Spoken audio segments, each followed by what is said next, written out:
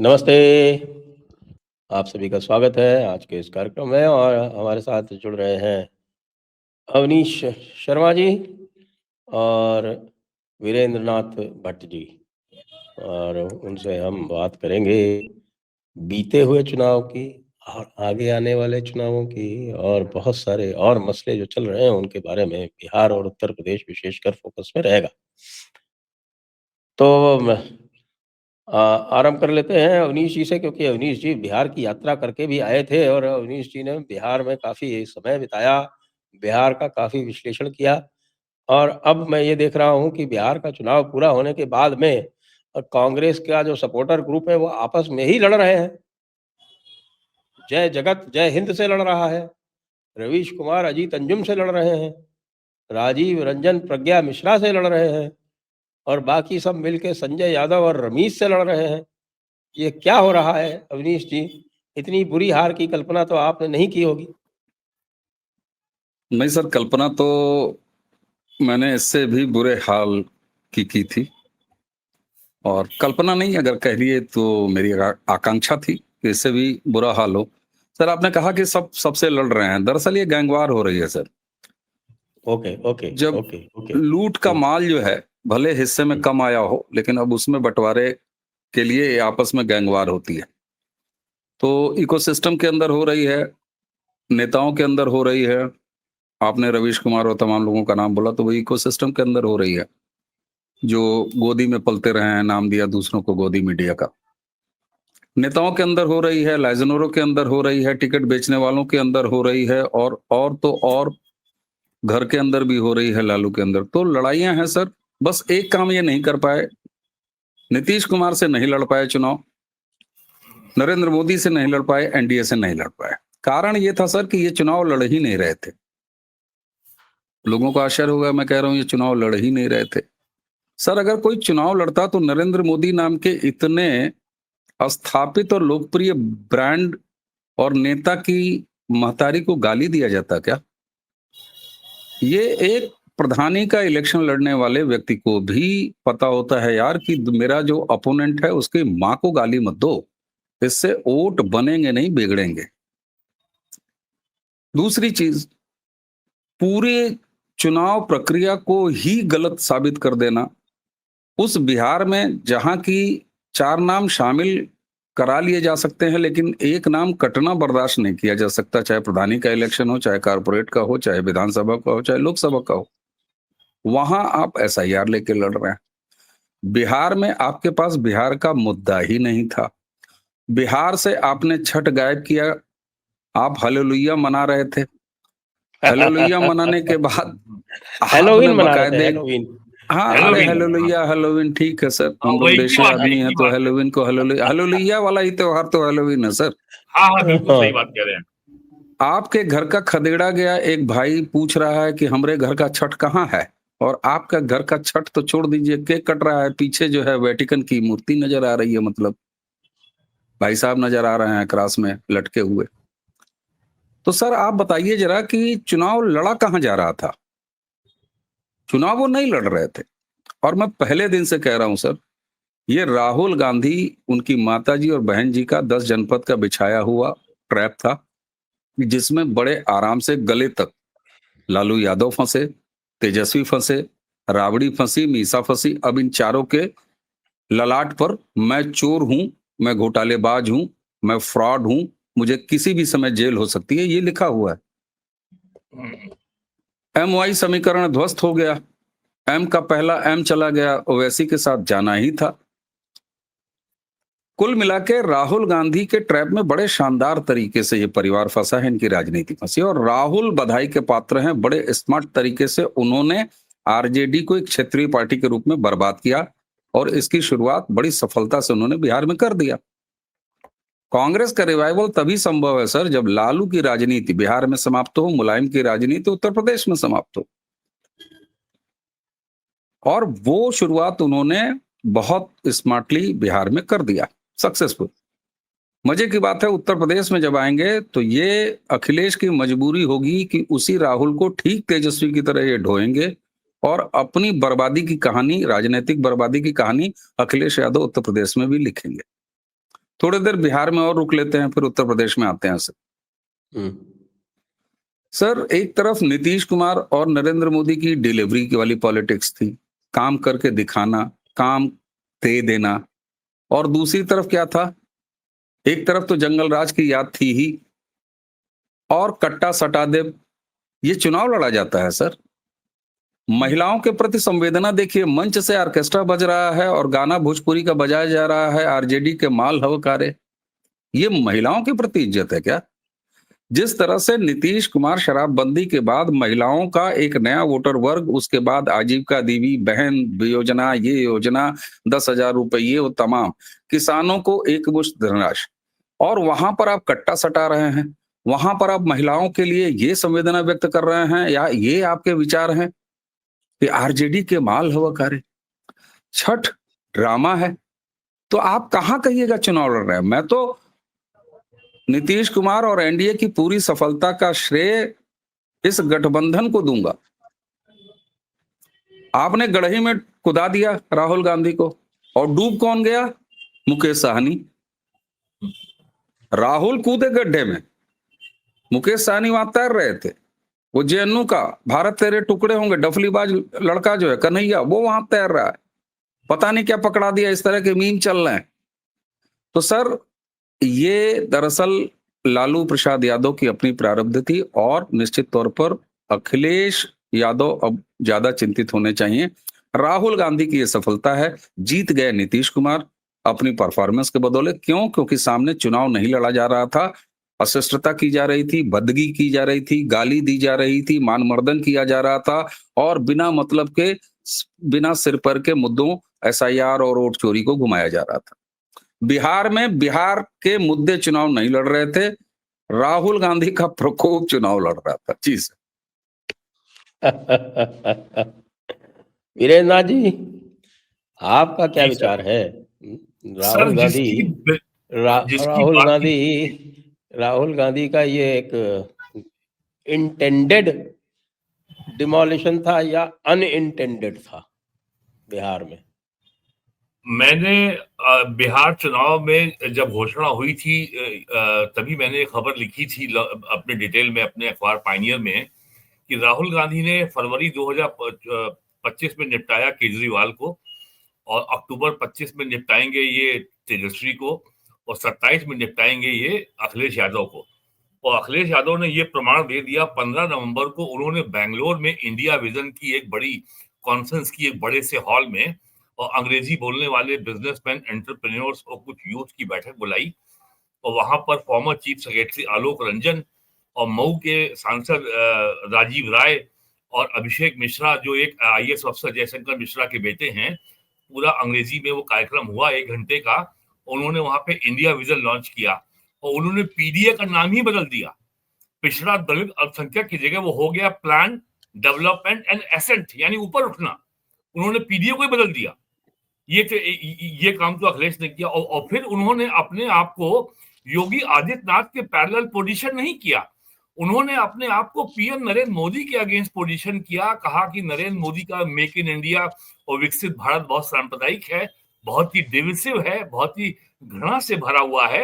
हमारे में बहुत सौहार्द है, प्रेम है, और जो इस देश की विविधता है ये उसको समेटता है। ये सब उन्होंने कहा अखिलेश ने। और अब वो पीडीए की चर्चा एकदम से बंद हो गई है। मैंने कल 4 लोगों से बात की समाजवादी पार्टी की, बोले साहब हमारे तो कुछ समझ में नहीं आ रहा है, हम लोगों से कोई चर्चा नहीं हुई, ये पीडीए का क्या करना है, अब क्या होगा हमें पता नहीं है। दूसरी बात, जो बिहार की सबसे बड़ी बात ये है कि जो सबसे बड़ा संकेत है, बहुत शुभ संकेत है देश के लिए, कि अब जाति पे आधारित जो आइडेंटिटी पॉलिटिक्स है, इसका जो अक्षय पात्र था, उसको बिहार की जनता ने कहा अब ये रिचार्ज नहीं होगा, बहुत हो गया, 30 साल 35 साल हो गया। लालू यादव का जो नारा था 90 का, भूरा बाल साफ करो, ब्राह्मण राजपूत भूमिहा लाला साफ करो, that era seems to has come to an end। 90 में मुलायम सिंह का नारा था भाइयों मंडल लागू हो गया है, अब डीएम सीएम पीएम तीनों अपने होंगे। तो अब यहां भी 35 साल हो गए हैं। तो ये अक्षय पात्र जो है केवल महाभारत काल तक के लिए था, लेकिन उसको एक्सटेंड कर दिया गया था बेमानी से, जैसे बेमानी से मंडल कमीशन की रिपोर्ट बनाई गई थी और 54% पिछड़े बना दिए गए, 27% आरक्षण दे दिया गया। सुप्रीम कोर्ट ने भी उसको कॉन्स्टिट्यूशनली वैलिडेट कर दिया। खैर वो अलग विषय है। तो अब जो है ये जो है ये अक्षय पात्र जो है गया। दूसरी बात लोग ये उठा रहे हैं कि बीजेपी कब तक ढोएगी नीतीश कुमार को। बीजेपी को उत्तर प्रदेश में पहली बार बहुमत मिला था 1991 में और दूसरी बार बहुमत पाने में उसको 26 साल लग गए 2017। तो बिहार में तो अभी 20 साल ही हुए हैं, अभी 6 साल का समय और है। तो यानी ये हम मान सकते तो कि जो है 2000 और 2030 में नीतीश कुमार जेडीयू के या एनडीए के नेता नहीं होंगे। This we can fairly presume. वो दौरे हयात रहे, लंबी उम्र दे उनको अल्लाह ताला, ये हमारी दुआ है, वो हयात में रहें, लेकिन वो नेता एनडीए के नहीं होंगे। एक तो ये चीज आई है। और एक मुद्दा और बनाया गया है प्रशांत किशोर पांडे की ओर से कि साहब इलेक्शन शेड्यूल अनाउंस होने के बाद मॉडल कोड ऑफ कंडक्ट लागू होने के समय महिलाओं के खाते में 10,000 रुपए देने की घोषणा की गई। ये बात तथ्यात्मक रूप से गलत है। इलेक्शन शेड्यूल अनाउंस हुआ है 6 अक्टूबर को और 10,000 रुपए की घोषणा हुई है 3 अक्टूबर को। एक तो ये बात है। और एक बात और हो गई कि कांग्रेस की जो राजनीति है, जो आरजेडी की राजनीति है, ये कंसल्टेंट के आधारित इनकी पॉलिटिक्स चल रही थी। और एक तो जो स्वयं कंसल्टेंट था वो स्वयं जो है मैदान में कूद पड़ा पीके और उसने पार्टी बना ली। तो ये कंसल्टेंट नाम का जो फिनोमेना यूपी देश की राजनीति में पिछले 3 दशकों में बहुत तेजी से उभरा था, उसको भी अब लगता है विराम लग जाएगा। और राहुल गांधी की राजनीति तो पूरी तरीके से अमेरिका के कंसल्टेंट्स की सलाह पे चल रही है। और यूपी में भी जो है एक अमेरिकन यूनिवर्सिटी के प्रोफेसर अखिलेश यादव के कंसल्टेंट थे और 2017 में वो बहुत सक्रिय थे। तो जमीन पे राजनीति का विकल्प कंसल्टेंट की राजनीति नहीं हो सकती। मैंने कांग्रेस के कई एमपी से बात की, मैंने कहा क्या हुआ, तो उनका कहना है कि जो पॉलिटिकल मॉडल बीजेपी ने अब विकसित किया है उस मॉडल से लड़ पाना बहुत मुश्किल है। वो बोले मैं पटना से दिल्ली आ रहा था, मुझे 4 लड़के मिले आईआईटी के स्टूडेंट थे, बताया कि हमको साहब जो हम लोग एबीवीपी के सदस्य रहे हैं और हमको बिहार में इन जगहों पे भेजा गया था, वहां हमने 2 महीने काम किया और आज हमको वापस आना था और हम एयरपोर्ट पे उतरेंगे, हमको टैक्सी मिलेगी, हम अपने घर चले जाएंगे। और जिसका नाम लिया गया अजीत अंजुम, उन्होंने अपनी एक पोस्ट में लिखा है कि मैं आरा से पटना जा रहा था तो एक नेता के यहाँ ढाबे पे चाय पी रहा था, मुझे वो पहचाना हुआ लगा। जब मैं गया तो मालूम पड़ा वो बीजेपी के यूपी के पूर्व प्रदेश अध्यक्ष स्वतंत्र देव सिंह हैं, जो आजकल इरिगेशन मिनिस्टर हैं। फिर उन्होंने बेतिया का हवाला दिया कि बेतिया के एक होटल में के रेस्टोरेंट में वो डिनर कर रहे थे तो उनको एक नेता देख रहा था, वो भी इसको देख रहे थे। वो नेता उनके पास उठ के आया, उसने कहा कि मैं सतीश गौतम हूँ, मैं अलीगढ़ से भारतीय जनता पार्टी का लोकसभा का सदस्य हूँ, मैं भी यहाँ 2 महीने से काम कर रहा हूँ। तो इस तरीके से लंबी संख्या थी ऐसे बीजेपी के कार्यकर्ताओं की। और ये कोई नई बात नहीं है, बीजेपी का ये मॉडल इलेक्शन लड़ने का पुराना है। अब चूंकि उसको सफलता मिल रही है हरियाणा में, दिल्ली में, महाराष्ट्र में, बिहार में, तो अब हम उसकी ओर जूम कर रहे हैं।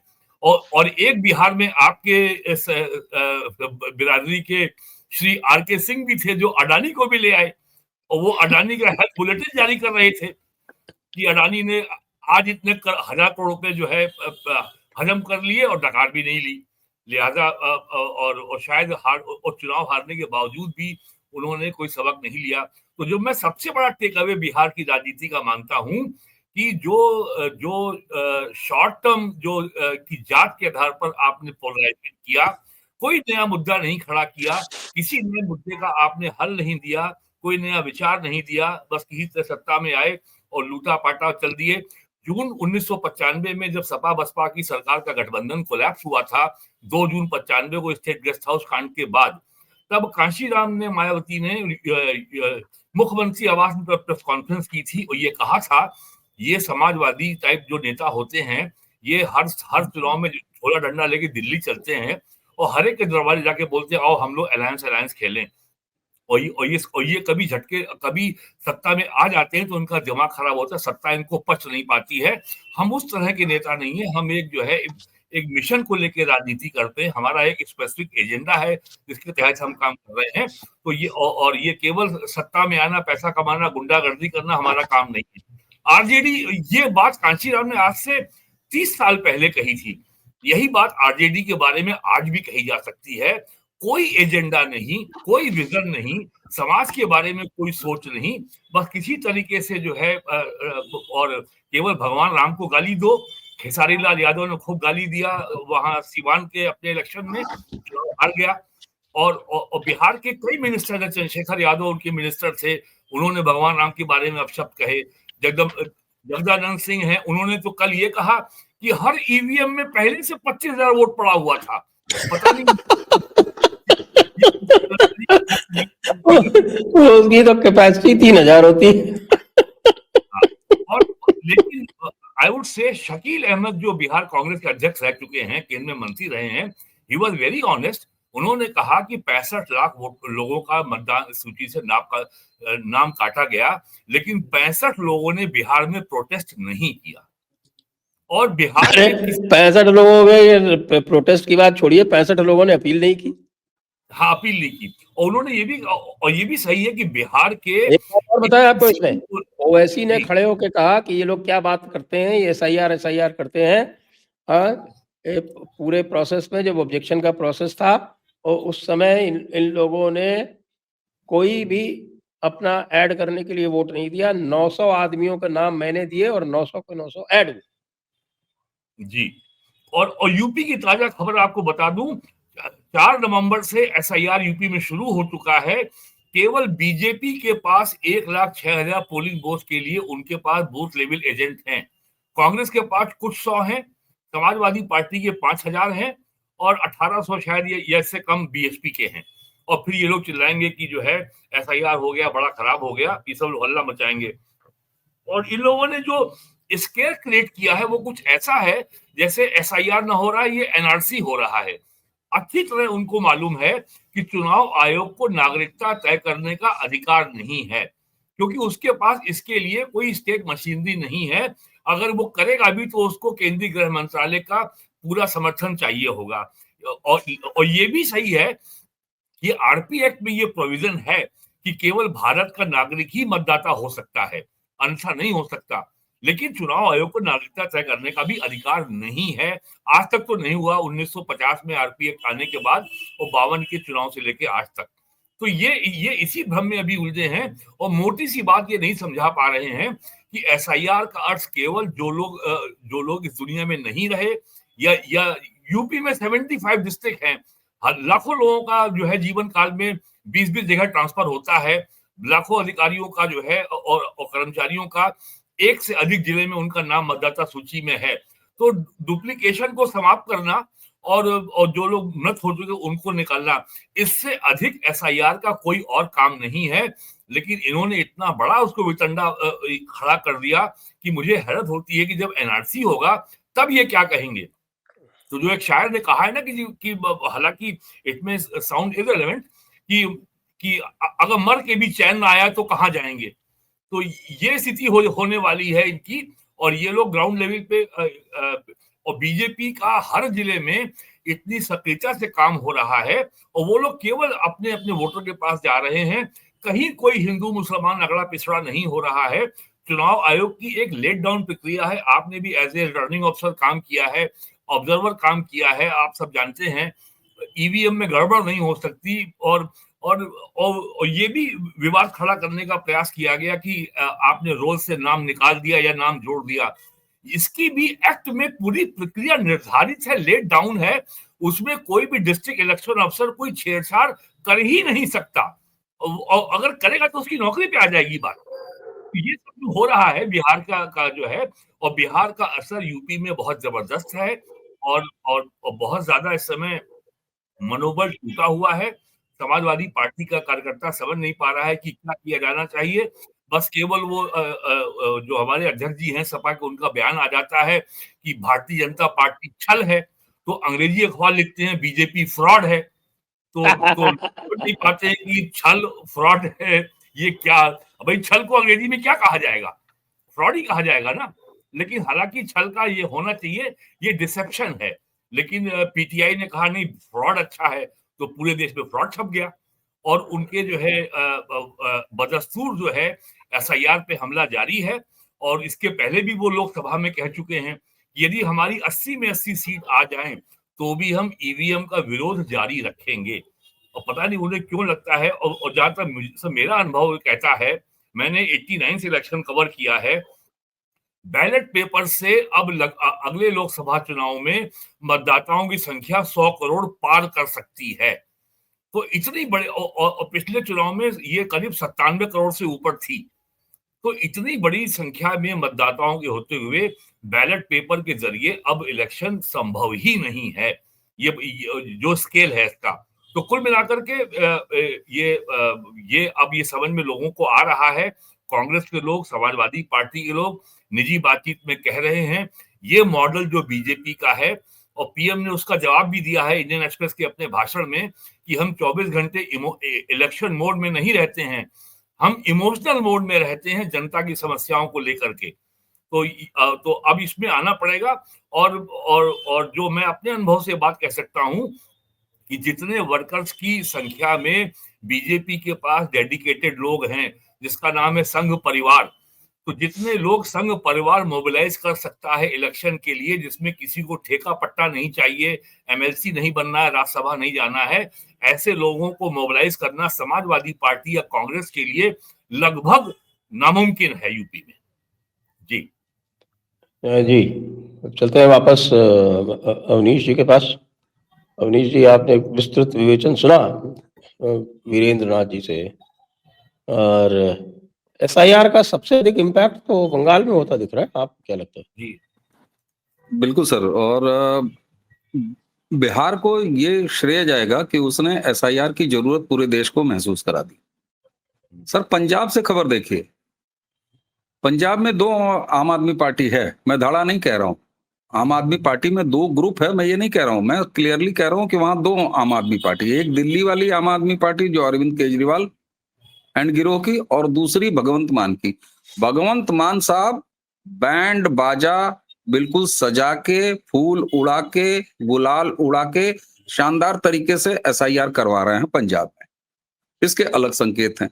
लेकिन बिहार ने एसआईआर सफलता से करवा के उसके बाद मतदाता सूची का शुद्धिकरण, पवित्रीकरण कराने के बाद इस शानदार तरीके से चुनाव आयोजित करा के उसको सफलता से निर्णय में तब्दील करके जो उदाहरण रखा है, आज स्थिति यह है कि उत्तर प्रदेश में हर घर इस बात की प्रतीक्षा कर रहा है कि हमारे यहाँ बीएलओ जी कब आएंगे, फॉर्म कब देके जाएंगे। एसआईआर बड़ा जरूरी है। अब मैं आता हूं बंगाल में। बंगाल में मेरे कुछ रिश्तेदार रहते हैं, साल्टेक एरिया में रहते हैं, बड़ा अच्छा सा इलाका है वो। तो ऐसे निजी बातचीत में उस बच्ची ने कहा कि यहाँ बड़ी समस्या हो रही है। हमने कहा क्या हुआ? बोले बड़ी अफरा तफरी है, बड़ी भागम भाग हो रही है। मैंने कहा हुआ क्या? बोले मेट्स की प्रॉब्लम हो गई है। कूड़े उठाने वाले, बिल्डिंग के जो वॉचमैन हैं, वो ठेला गाड़ी चलाने वाले, दुकानों पे काम करने वाले, इनकी संख्या में भारी कमी आ गई। मैंने कहा अच्छा। बोले इसके साथ जो रेलवे स्टेशन हैं, चाहे वो कलकत्ता के हों, चाहे सबर्ब्स हों या और बंगाल के शहर हों, प्लेटफॉर्म पटे हुए हैं सीमा की तरफ, बांग्लादेश सीमा की तरफ जाने वाली गाड़ियों में। अभी भट्ट साहब ने कहा कि ये कंफ्यूजन फैला रहे हैं कि ऐसा लग रहा है कि एसआईआर ना हो रहा हो, एनआरसी हो रहा हो। भट्ट साहब, मैं लगातार ये कहता रहा हूं कि भैया ये मान के चलो कि ये छोटा एनसीआर ही हो रहा है, एनआरसी ही हो रहा है। ये एनआरसी के ठीक पहले वाला। ये तो ममता दीदी ने खुद ही फैलाया था ना। हाँ, तो उसका नतीजा उनको मिल रहा है ना। बंगाल में जमीन पर जो भी अवैध रूप से घुसे हुए हैं, उनको यही खबर है, उनको यही पता है कि भारत में अब लोगों की गिनती हो रही है, और ये जब काम होगा, एसआईआर जिसको कहा जा रहा है, ये जैसे होगा तो भारत की सरकार को ये पता लग जाएगा कि कौन भारत का है, और हम लोगों की पहचान हो जाएगी कि हम लोग बाहर के हैं, और हमको उठा के ट्रकों में भरा जाएगा और ले जाके डिटेंशन कैंप में भर्ती करा दिया जाएगा। इसलिए ये भाग दौड़ मच रही है। अदरवाइज सर ये बताइए एसआईआर किस लिए हो रहा है? अभी भट्ट साहब ने बड़ी डिटेल से बताया कि केवल नागरिक जो हैं जो कि मतदाता सूची में है, जो अब नहीं है उनका नाम निकल गया, जो 4 जगह हैं या कहीं माइग्रेट कर गए हैं उनका नाम निकल जाए, जिनका नाम नहीं है उनका नाम जुड़ जाए, बस इतना ही है। अगर अवैध बांग्लादेशी या रोहिंग्या बंगाल में भरे हुए हैं, चलिए मैं मान लेता हूँ भरे हुए हैं, हम सब लोग कहते हैं भरे हुए हैं, तो भैया चुपचाप अपना काम करो, ठेला चलाओ, फल बेचो, फूल बेचो, कूड़ा उठाओ, इधर कबाड़ बेचो। तुमको एसआईआर वाला बीएलओ पकड़ेगा तो नहीं, है कहाँ घूम रहे हो, इधर आओ, फॉर्म भरो। लेकिन फिर भी वो क्यों भाग रहे हैं? वो भाग इसीलिए रहे हैं कि एसआईआर ने बिल्कुल एनआरसी वाला माहौल बना दिया और ममता बनर्जी यस। ने आग में घी डाला और ममता बनर्जी ने खुद अपने लिए कहा, आओ आओ बैलों की जोड़ी हमें मारो, एक बैल नहीं। ये कहावत है कि आ बैल मुझे मार नहीं, उन्होंने कहा हे झुंड में बैलों आओ और हमको मारो, ये ममता बनर्जी ने किया।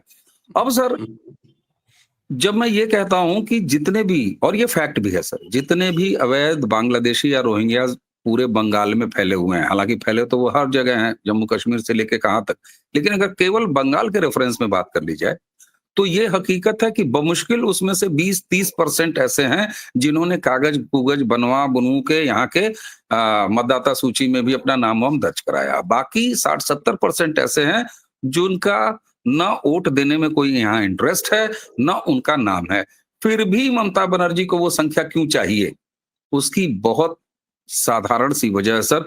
जो भी व्यक्ति बंगाल में चुनाव, चाहे वो पंचायत का हो, चाहे विधानसभा का हो, चाहे लोकसभा का हो, उस समय क्या जमीन पर होता है, और ये ऐसा नहीं है कि ममता बनर्जी के समय से ही होता है, ये लेफ्ट के समय 3 दशक की सरकारों के दौरान ही वो ये होता चला आया, जिसको हूबहू कॉपी किया ममता बनर्जी ने। सर, गांव से मतदाता जो मतदान केंद्र है उसको जाने वाले रास्ते में सुबह सुबह 6 बजे टीएमसी के 3 गुंडे कुर्सी डाल के बैठ जाते हैं और उनको पता होता है कि कौन सा वोट टीएमसी को नहीं जा रहा है, उनको वो कहते हैं वोट डालने की जरूरत नहीं है। अब जब वोट डालने जाने की जरूरत नहीं है तो फिर आदमी तो चाहिए, कोई तो अब्दुल चाहिए जो अवनीश पीएन शर्मा के नाम पर जाके पर्ची ले और पर्ची लेके और वहां ईवीएम का बटन दबाए।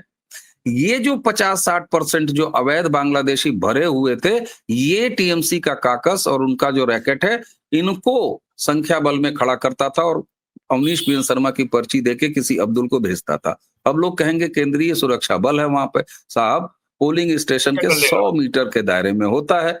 अच्छा, उनका काम न फोटो मिलाना है, न पर्ची गिनना है। ये काम किसका है?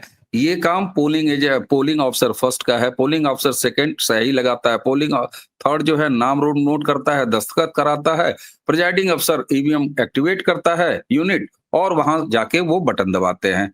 ममता बनर्जी का काकस टीएमसी के गुंडे अंदर न पोलिंग एजेंट दूसरी पार्टियों को रहने देते हैं, तो ये संख्या वहां काम आती थी।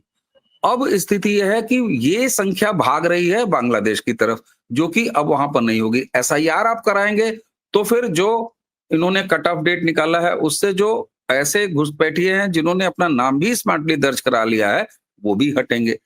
तो कुल मिला के ममता बनर्जी के सामने आगे कुआं पीछे खाई वाली स्थिति है सर। ममता बनर्जी के तेवर आप याद कीजिए, अब केवल बयान दे के रह जा रही हैं कि एसआईआर बहुत गलत हो रहा है, बहुत गलत हो रहा है, वरना उन्होंने शुरुआत में तेवर ये दिखाया था मानो एसआईआर जिस दिन शुरू होगा उस दिन बंगाल की सड़कों पर वो प्रलय ला देंगी, लेकिन ऐसी कोई स्थिति हुई नहीं। ऐसी स्थिति होते हुए दिखाई भी नहीं दे रहे। बयानबाजी वो करती रहेंगी, महुआ मोइत्रा बोलती रहेंगी, यशवंत बोलते रहेंगे और तमाम लोग बोलते रहेंगे और तो और बिहारी बाबू, शत्रुघ्न सिन्हा, ये सब लोग चिल्लाते रहेंगे। ये काम जारी रहेगा। ऐसा क्यों हुआ सर? ममता बनर्जी ने वो आफत मोल ली, अगर ये एसआईआर के समय सड़क पर गुंडई कराती हैं या अराजकता कराती हैं, तो इलेक्शन कमीशन, सुप्रीम कोर्ट की भी इसमें से है। अभी पंजाब के लिए एसआईआर के खिलाफ एक याचिका गई थी बिहार इलेक्शन के परिणामों के बाद। सुप्रीम कोर्ट ने कहा कि बिहार को बदनाम न करें, एसआईआर बहुत अच्छी चीज है, सारे डॉक्यूमेंट उसमें सब रिसीव हो रहे हैं, स्मूथली हो रहा है, उसको होने दें। अब स्थिति क्या है कि अगर अराजकता होती है और केंद्र सरकार की कोई एजेंसी तो है नहीं इलेक्शन कमीशन, वो संवैधानिक संस्था है, वो सीधे सीधे राष्ट्रपति महोदया को, राष्ट्रपति कार्यालय को ये लिख के भेज सकती है with CC to Government of India कि साहब देखिए, हम एक संवैधानिक काम ये कर रहे हैं, एसआईआर कर रहे हैं, इसमें वहां की राज्य सरकार हमको सहयोग तो छोड़िए बाधा खड़ी कर रही है, लॉ एंड ऑर्डर की स्थिति है। ऐसे में जब सुप्रीम कोर्ट की भी से है, हाँ है, अगर 356 की स्थिति बन जाती है और केंद्र सरकार लगा देती है, तो क्या स्थिति होगी ममता बनर्जी की? ममता बनर्जी अगर इसको आगे प्रोलॉन्ग करती हैं, मान लीजिए नहीं होने देती हैं, बाधाएं डालती हैं, तब तक इतना लंबा समय हो जाएगा कि उनका टेन्योर खत्म हो जाएगा और ऑटोमेटिकली वहां पर राष्ट्रपति शासन लग जाएगा। राष्ट्रपति शासन लगने के दौरान अगर एसआईआर और चुनाव दोनों हो गए तो ममता बनर्जी का क्या होगा सर? क्योंकि बंगाल की जनता जमीन पर भरी है, वो डर रही है। अब यहाँ पर एक स्थिति, और ये संबल मुझे प्रधानमंत्री जी से मिला है बिहार चुनाव की जीत के बाद। प्रधानमंत्री जी ने जब जिस तरीके से हुंकार भरा है कि गंगा बिहार से निकल के बंगाल की तरफ जाती है और अब हम बंगाल जीतने जा रहे हैं, ये संकेत, और अगर इससे सिंक्रोनाइज फॉर्म में अगर बंगाल भाजपा की यूनिट अगर साफ तौर पर तन के खड़ी हो जाती है और बंगाली समाज को ये सीधे जता देती है कि हम आपके साथ हैं, सामने हैं, मजबूत विकल्प के रूप में हैं, तो मैं कह रहा हूं सर, ये ईश्वर मेरी बात को आशीर्वाद दे, ममता बनर्जी का अंतिम राजनीतिक चुनाव होगा। क्योंकि बंगाल का एक ट्रेंड है सर, बंगाल ने कांग्रेस को जब साफ किया तो उसने 3 दशक तक वामपंथी सरकारें देखी। ये अलग बात है, बंगाल का एक ट्रेंड है कि वो लंबे समय तक रोटी पलटता नहीं है, देखता है बंगाली समाज की, ठीक है चलो एक 5 साल और, एक 5 साल और, एक 5 साल और, ऐसे करते करते, हालांकि इसका दुष्परिणाम भी होता है, वहां एक तरह से गिरोहबाजी पैदा हो जाती है जो लेफ्ट में हो गई। फिर उसने जब लेफ्ट को पलटा तो आप देखिए लगातार तीसरी बार ममता बनर्जी को, वो बिल्कुल उतारू है।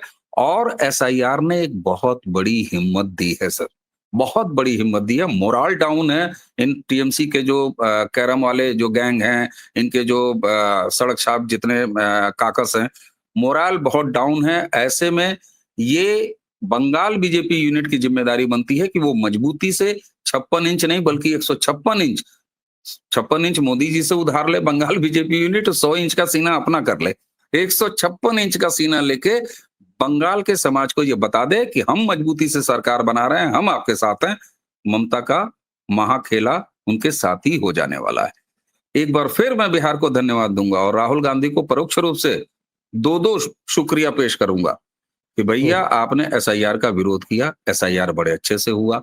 65 वाली संख्या अभी सर ने बताई, एक को 65 तो छोड़ दीजिए सर, 6.5 भी कोई शिकायत नहीं आई, 65 तो बहुत दूसरी बात है, 6.5% भी शिकायत कोई नहीं आई।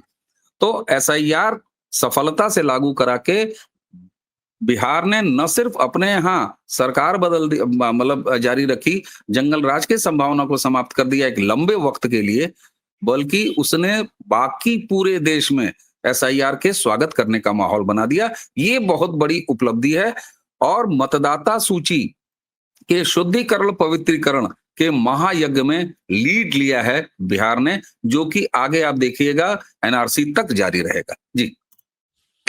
और एक चीज सर एक चीज खाली जोड़ दूं, ये बड़े जोर शोर से कहा जा रहा है कि बिहार ने इस बार जो है अपना जातिवाद और ये सब खत्म कर दिया। सर एक चीज और खत्म किया है, लालू प्रसाद यादव और मुलायम जो अपने हमारे हिंदू यादव भाइयों को अपने घर की खेती समझते थे, इसने उनको बहुत सही ढंग से बिहार में समझाया है। मैं एक उदाहरण आपको देता हूं सर, खेसारी लाल यादव का कुछ भी है सर, किसी भी स्तर का वो गाना गाता है, जो भी उसका स्तर है वो अलग है, लेकिन स्टारडम है। छपरा से उसका हार जाना, न सिर्फ छपरा से उसका हार जाना, बल्कि पूरे छपरा के आसपास के लोगों को हरवा देना, जबकि उम्मीद इन लोगों ने ये किया था कि वो खुद चुनाव जीतेगा ही, 2-4 लोगों को और जिता देगा। सामने उसके खड़ी कौन? बिल्कुल घरेलू लड़की सर, महिला, जो कि चुनाव उससे खेसारी से जीत जाती है। इसका अर्थ है कि नौजवान यादव वर्ग ने भी, जो लड़के हैं, उन्होंने भी अब डेवलपमेंट का हाथ थामा है। उन्होंने ये जता दिया है कि भैया हम तुम्हारे जर खरीद गुलाम नहीं हैं। तेजस्वी यादव की अपनी सीट पर 23वें-24वें राउंड तक उनका उहापोह की स्थिति बने रहना भी ये जताता है कि अब उसने बिल्कुल इनके गुलामी को अस्वीकार कर दिया है। और तेजस्वी यादव के बारे में तो बड़ा अच्छा लगा सर, वो बोल रहे थे उदित राज जी, उन्होंने तो बड़ा मजा, मतलब एक से एक मजाकिया बयान भी आ रहे हैं। उदित राज जी ने ये कहा कि तेजस्वी जीते नहीं हैं, उनको एनडीए ने जिता दिया है, भाजपा ने जिता दिया है, कि इनसे मजा लिया जाएगा विधानसभा में। तो निश्चित तौर से जातिवाद तो टूटा ही है बड़े अर्थों में। अरे साहब, मैं लालू आपको प्रसाद यादव कुछ की राजनीति कुछ जी फिगर बता दूं। हमारे जादव जो थे, वो 55 विधायक थे, वो घट के 28 रह गए। और कुशवाहा 16 से बढ़ के 23 हो गए, और कुर्मी 10 से बढ़ के 25 हो गए, और सवर्ण बढ़ के 75 हो गए। हाँ, वैश्य 25 हो गया सर। और वैसे हो गए यादवों 25। के मुकाबले में आप देखिए तो बीजेपी का स्ट्राइक रेट आरजेडी से ज्यादा रहा है, जबकि लड़े कम थे। तो ये जो है, ये बहुत गंभीर समस्या पैदा हो गई है। और इसी कारण मैं पूछूंगा, क्योंकि इन्वेस्टिगेटिव रिपोर्टिंग करते हैं, तो साहब ये जो झगड़ा हुआ रोहिणी यादव वाला, इसके मूल में क्या है? इसके मूल में तो केवल चुनाव परिणाम है। अगर तेजस्वी यादव मुख्यमंत्री बन जाते तो ऐसा कुछ नहीं होता। और जो मेरे पास खबर आई है बिहार से, वो ये है कि एक बड़ा हिस्सा जो जो लालू जी का है, जो उन्होंने समाजवादी उद्यम के जरिए अर्जित किया है, उसका निवेश सिंगापुर में हुआ है। ये खबर ये भी है। और अगर कहीं सरकार बनने की नौबत आती तो लालू के परिवार में इस समय सौहार्द की गंगा बह रही होती, क्योंकि अब जो है खाली चुनाव ही नहीं हारे हैं, पार्टी का अस्तित्व खतरे में पड़ गया है। और जो हमारे यूपी के बलरामपुर जिले के समाजवादी सांसद श्री रिजवान अहमद, जो आजकल जेल में आराम फरमा रहे हैं, उनके दामाद रमीज अहमद, जो कि तेजस्वी यादव के बाल सखा हैं, और रिजवान, क्या नाम है? रिजवान रिजवान जहीर जहीर। रिजवान जहीर है, और वो आजकल जेल में आराम फरमा रहे हैं। बलरामपुर से समाजवादी पार्टी के सांसद रहे हैं। 1993 में जब बॉम्बे में ब्लास्ट हुआ था, तो दाऊद इब्राहिम की आदरणीय माता जी को उन्होंने सकुशल जो है बलरामपुर से नेपाल पहुंचाया था, और नेपाल से फिर वो जो है बाइज्जत उन्होंने फ्लाइट पकड़ी थी कराची की या दुबई की, और फिर उसके बाद वो वापस कभी लौट के भारत नहीं आई है। तो ये जो आपका सवाल है, इसमें तो यही है कि अब चूंकि घर लुट गया है, किसी के पास कुछ बचा नहीं है, तो इसलिए अब जो है ये कहा होगा रोहिणी आचार्य ने कि भाईजान party is over, bill is due. अब जरा आइए हिसाब कर लिया जाए, तो वही जो हिसाब हो रहा है। बट सर, जो प्रतीक और अखिलेश में हुआ उत्तर प्रदेश में, नहीं, पार्टी तुम्हारी पैसा हमारा। यूपी का सब मामला थोड़ा डिफरेंट इसलिए है कि समाजवादी पार्टी वास्तव में चौधरी चरण सिंह की जो लिगेसी है, उसके ऊपर बैठी हुई है। चौधरी चरण सिंह ने 1967 में कांग्रेस से अलग होकर के जो लोकदल बनाया था, वो लोकदल जनता पार्टी में विलय हुआ, फिर वो लोकदल जनता दल हो गया, फिर मंडल के लागू होने के बाद वही लोगों ने अक्टूबर 1992 में समाजवादी पार्टी बना ली। हालांकि वो जनरेशन अब पूरी तरीके से राजनीति से विदा हो चुकी है। और दूसरी बात, मुलायम सिंह यादव ने कांग्रेस हो, भारतीय जनता पार्टी की टॉप लीडरशिप हो, सबसे सदैव संबंध बना के रखा है। उन्होंने कभी किसी से शत्रुता नहीं की है।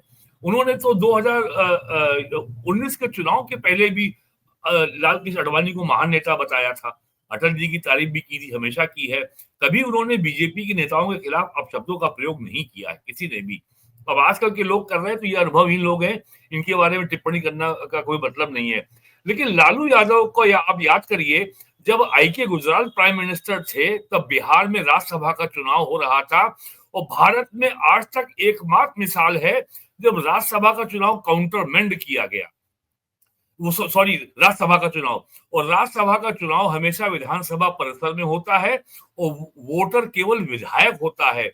उस चुनाव को भी चुनाव आयोग ने काउंटरमेंड किया था, और उस समय जोगेंद्र सिंह सीबीआई के डायरेक्टर थे, और उस समय ही जो है ये सीबीआई जांच के आदेश हुए थे। तो लालू यादव की दुश्मनी सबसे रही है, वीपी सिंह से भी रही है, देवगौड़ा से भी रही है, आई.के. गुजराल से भी रही है, और बीजेपी के लोगों से तो रही ही है। तो ये चीजें जो है, ऐसा मुलायम सिंह के साथ नहीं था। तो मुलायम, और फिर यहाँ पे अखिलेश यादव उनके एकमात्र पुत्र से, तो कोई विवाद का ऐसा झगड़ा नहीं था। और जो उनके भाई प्रतीक हैं, आपको मालूम है, वो उनके सगे भाई नहीं है, सौतेले भाई हैं, तो वो आराम से शेयरिंग हो गया। यहाँ तो बहुत बड़ा परिवार है। यहाँ तो अगर पूरे भारत का जो जीडीपी है, अगर उसको भी इनको दे दिया जाए तो शायद कम पड़ेगा। ये इतना बड़ा परिवार है। भारत का जीडीपी तो is now over $4 trillion. Even that is not sufficient to satisfy their aspirations and wishes. तो बिहार का जो मामला है उसकी वजह केवल यही है कि अब पार्टी का भविष्य पूरी तरीके से अंधकार में है। दे हैव नो आइडिया कि इसके बाद आगे कहां जाएंगे वो। और इतनी बुरी हार हुई है और जनता ने भी नाप के वोट उनको सीटें दी हैं। 243 के हाउस में 24 विधायक चाहिए तो 25 दे दिए उनको कि आप जो है लीडर अपोजिशन अब आप बन जाएंगे। और शायद अगर इससे भी कम होते तो समस्या बढ़ जाती। तो कुल मिला के ये सब जो जो चुनाव परिणाम है ये सबसे बड़ा ट्रिगर है जो परिवार में झगड़ा इतना बढ़ गया है। और तेज प्रताप यादव को प्राइम मिनिस्टर से और अमित शाह से अपील करनी पड़ रही है कि मेरे पिता को बंधक बना के रखा गया है उनको रिहा कराएं। That shows the intensity of the crisis in the party. Crisis गंभीर है। तो आप ये बताएं अवनीश जी, ये यूट्यूबर्स को पैसा क्यों नहीं दिया आरजेडी ने? सर तो इनके बड़े भाई जो परम मित्र हैं कांग्रेस, राहुल की भारत जोड़ो यात्रा वाले पेमेंट अभी भी बाकी हैं। और तो और छोड़िए यूट्यूबर्स का पेमेंट, ट्रक वालों को पेमेंट नहीं दिया जिसमें वो 5 स्टार फैसिलिटी लिए घूम रहे थे।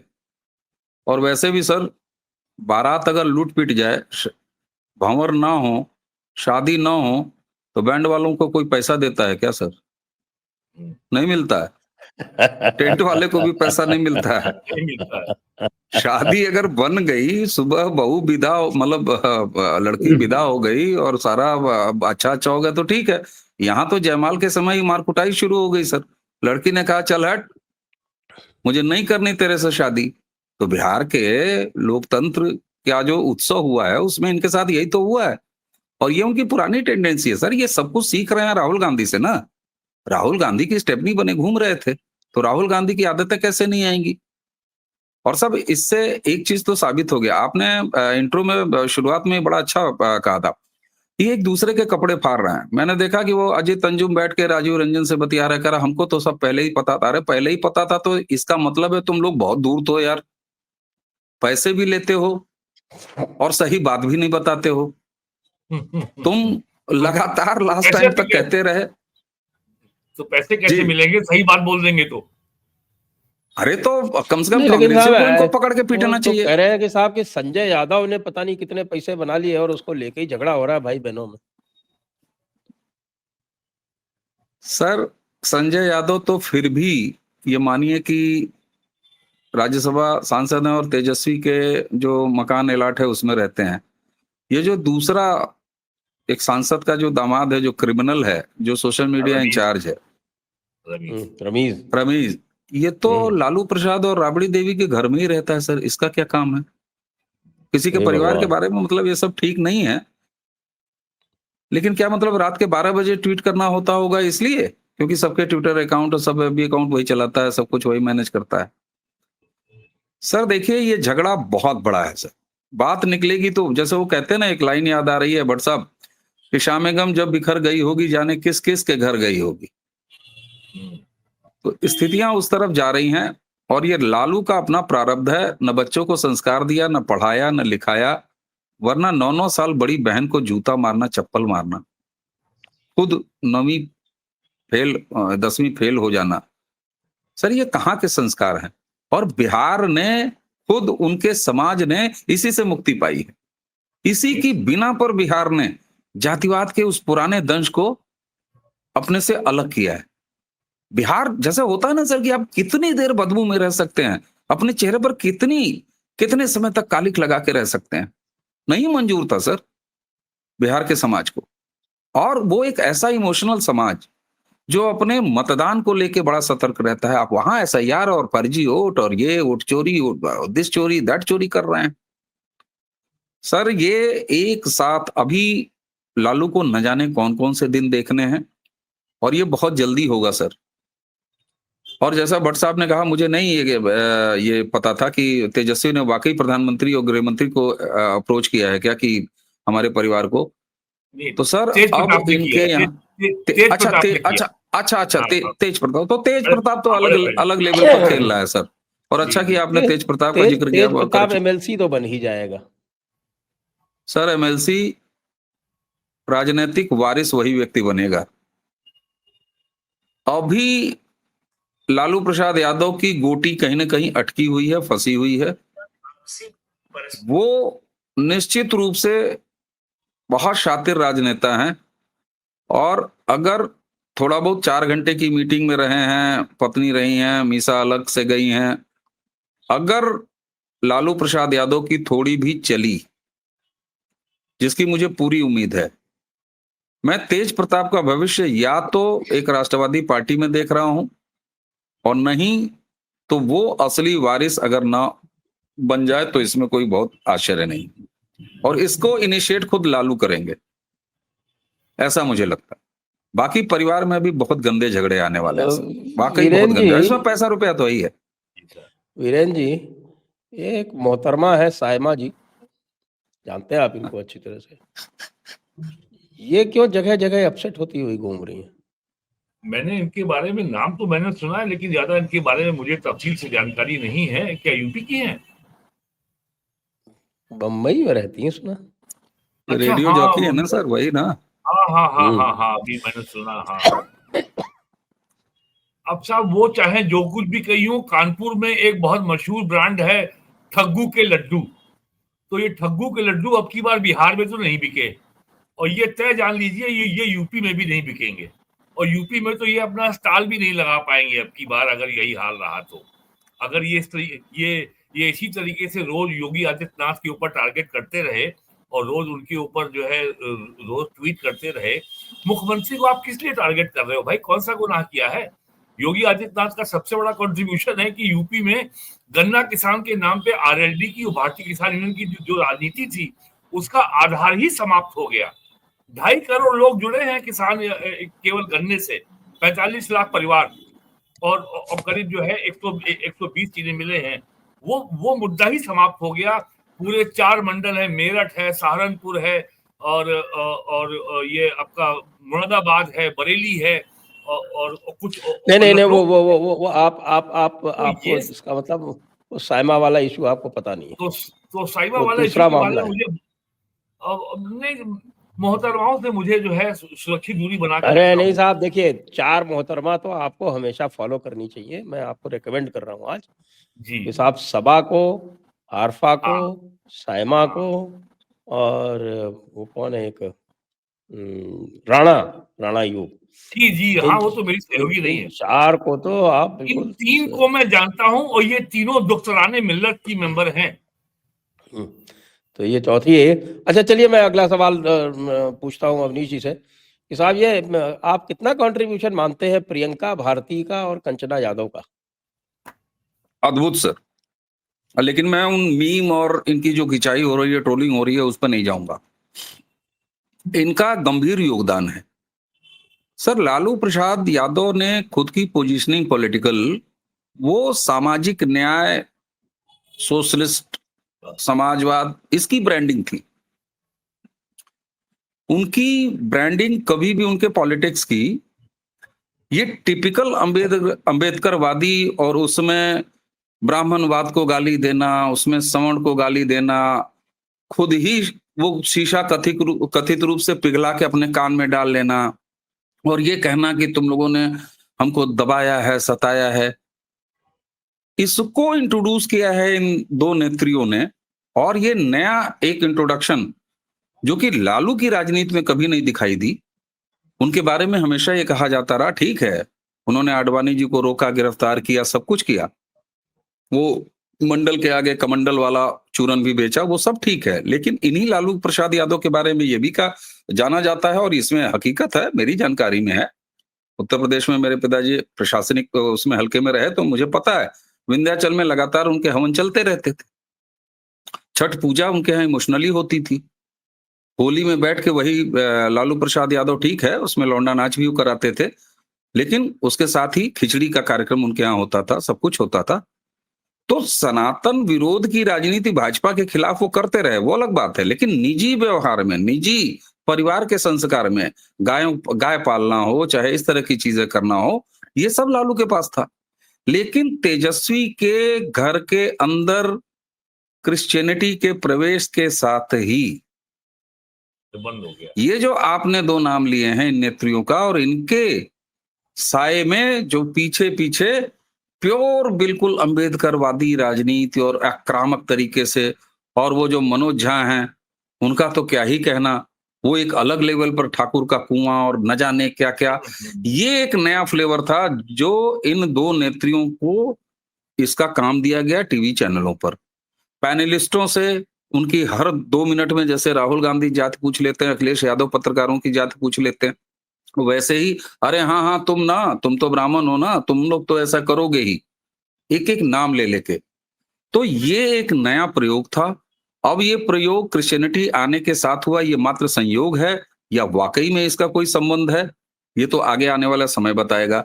लेकिन ये बात तो सच है कि जिस समय तेज प्रताप यादव ये कह रहे थे कि क्या तेजस्वी की पत्नी छठ मना रही हैं, ठीक उसी समय हैलोवीन मनाना, उसके वीडियो सार्वजनिक करना, उसके साथ केक काटते हुए पीछे जो है वो क्रॉस और पूरा ईसाईयत के सारे मैसेजेस को सरेआम करना, ये ऐसा तो है नहीं, इसको तो बड़े आराम से छुपाया जा सकता था।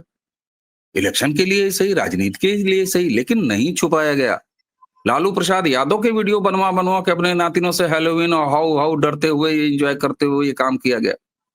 तो इस मामले में इन दो नेत्रियों का बड़ा योगदान है। मैं इनकी खिंचाई, इनकी ट्रोलिंग, इनके मीम से ऊपर बिहार की जनता ने और खास आरजेडी के वोट वर्ग ने, उनके समाज ने भी इसको नापसंद किया है, क्योंकि लालू की परंपरागत राजनीति में इस तरह की चीजों का, इस फ्लेवर का वहां पर स्थान नहीं हुआ था। तो इसलिए इस रूप में तो मैं इनका योगदान मानूंगा, जो कि एनडीए के फेवर में गया। जी सर, इसमें कहीं ना कहीं आरजेडी का जो इंस्टीट्यूशनल डिक्लाइन है वो भी एक दोषी, क्योंकि इसके अलावा करते क्या हो? वीरेन जी, कोई बचा ही नहीं है। इसका इक्विवेलेंट जो है वो उत्तर प्रदेश में कौन है? राजकुमार भाटी, स्वामी प्रसाद मौर्य। भाटी भी है, भदौरिया भी है। कल उनके बड़े प्रवक्ता मुझे मिले थे, मैंने उनसे पूछा ये भदौरिया के बारे में, तो उन्होंने कहा कि साहब हमारी पार्टी के सारे लोग, सारे समर्थक लोग अखिलेश जी से शिकायत करते हैं कि ये आदमी बहुत नुकसान करा रहा है, इसको हटाइए।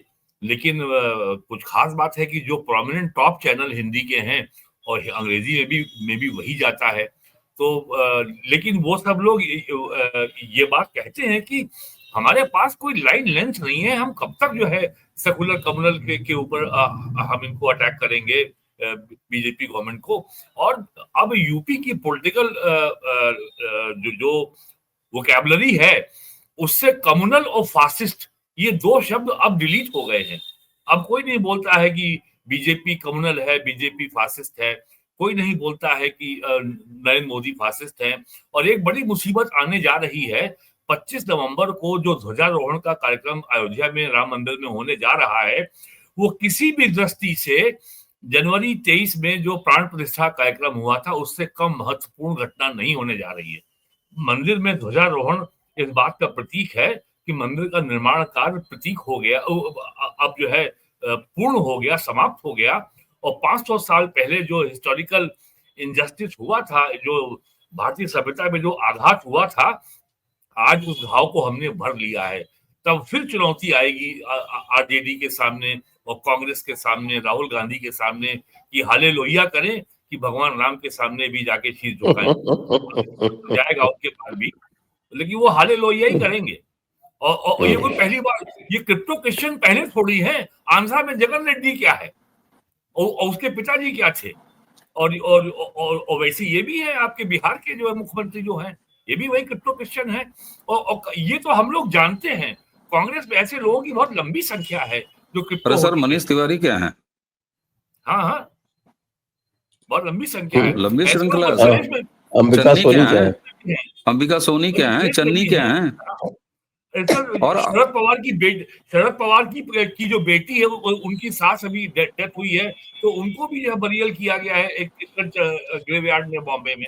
हम जानते रहिए वो मराठा है और उनके पति सिंगापुर में रहते हैं।